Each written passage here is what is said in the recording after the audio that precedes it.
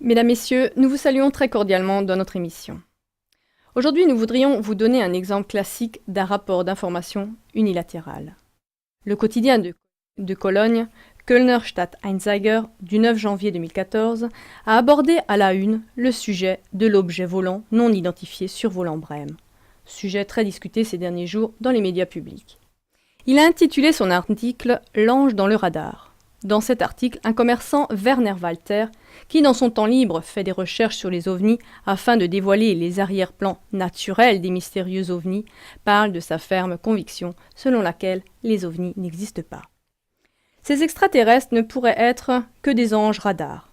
Il s'agit là de signaux radars défectueux qui proviennent de la rupture d'ondes lorsque celles-ci tombent sur des immeubles élevés et des arbres.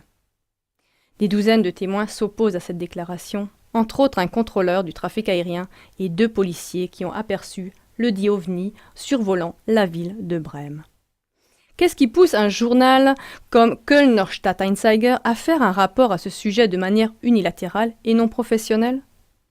Pourtant, il a déjà été prouvé à plusieurs reprises dans les cercles de la CIA et dans des cercles militaires que des ovnis apparaissent de façon répétée dans notre sphère et qu'il existe même des contacts avec des extraterrestres, et cela principalement dans les milieux les plus élevés des gouvernements.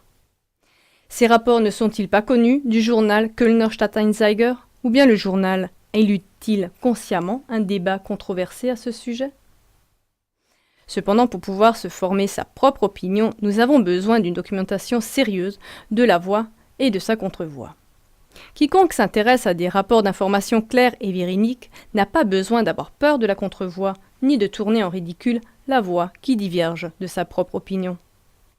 Mais il manque partout la contre-voix dans le mainstream, c'est-à-dire le courant principal des médias.